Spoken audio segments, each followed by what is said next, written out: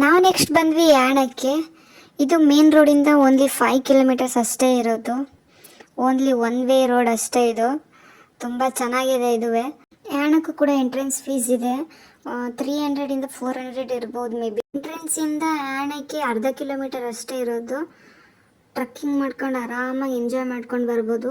ಯಾಣಕ್ಕೆ ಇನ್ನೊಂದು ರೋಡಿಂದನೇ ಬರ್ಬೋದು, ಅದು 2 ಕಿಲೋಮೀಟರ್ಸ್ ಆಗುತ್ತೆ. ಇಲ್ಲಿಂದನೇ ಹೋದರೆ ಬೆಟರ್ ಅನ್ನಿಸ್ತು. ಲಾಸ್ಟ್ ಟೈಮಿಂಗ್ಸ್ ಬಂದುಬಿಟ್ಟು 5:30. ಅದ್ರ ಮೇಲೆ ಬಂದರೆ ಯಾರನ್ನೂ ಒಳಗೆ ಸೇರಿಸ್ಕೊಳ್ಳಲ್ವಂತೆ.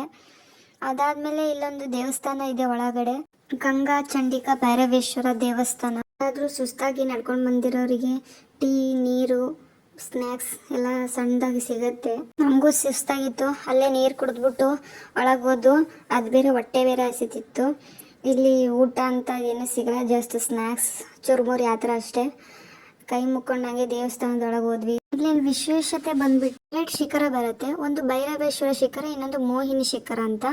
ಭೈರವೇಶ್ವರ ಶಿಖರ 390 ಅಡಿ ಎತ್ತರವಿದೆ. ಮೋಹಿನಿ ಶಿಖರ ಬಂದ್ಬಿಟ್ಟು 300 ಅಡಿ ಎತ್ತರ ಇದೆ ಅಂತೆ.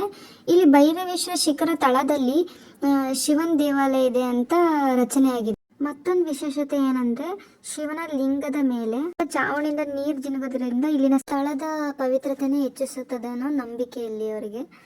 ನಾವು ಬಂದ್ವಿ ಇವಾಗ ಗುಹೆ ಒಳಗೆ. ಏನು ಸಖತ್ತಾಗಿತ್ತು ಅಂದರೆ, ಯಾವ ಎ ಸಿ ತೊಗೊಂಡು ಏನು ಮಾಡ್ತಿರೋ ಅಷ್ಟು ಸಖತ್ತಾಗಿತ್ತು. ಎಷ್ಟು ಕೂಲಾಗಿದೆ ಅಂದರೆ ನಿಜವಾಗ್ಲೂ ಅಲ್ಟಿಮೇಟ್ ಆಗಿತ್ತು.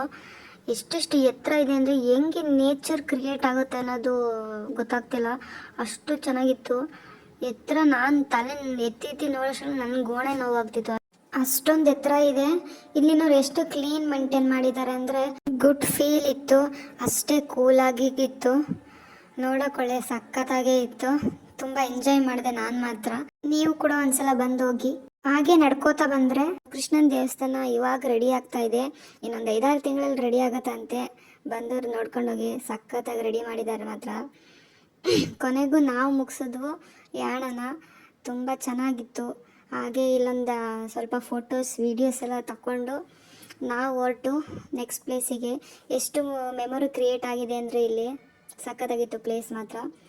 ನಾವು ಹೊರಟು ನೆಕ್ಸ್ಟ್ ಪ್ಲೇಸಿಗೆ. ಏನಾದರೂ ಹೊಟ್ಟೆಗೆ ಸಿಗುತ್ತೇನೋ ಅಂತ ನೋಡ್ಕೊಂಡು ಹೋದು. ಕೊನೆಗೆ ಇಲ್ಲೊಂದು ಹೋಟೆಲ್ ಇತ್ತು, ಅಲ್ಲಿ ಗೋಬಿ ಮತ್ತು ವಡಾಪಾವ್ ಅಷ್ಟೇ ಇದ್ದಿದ್ದು. ಅದೇ ತಿನ್ಕೊಂಡು ನಾವು ಹೊರಟಿವಿ ನೆಕ್ಸ್ಟ್ ಪ್ಲೇಸಿಗೆ. ನೆಕ್ಸ್ಟ್ ವೀಡಿಯೋ ಜೊತೆ ಸಿಗ್ತೀನಿ. ಬಾಯ್ ಬಾಯ್.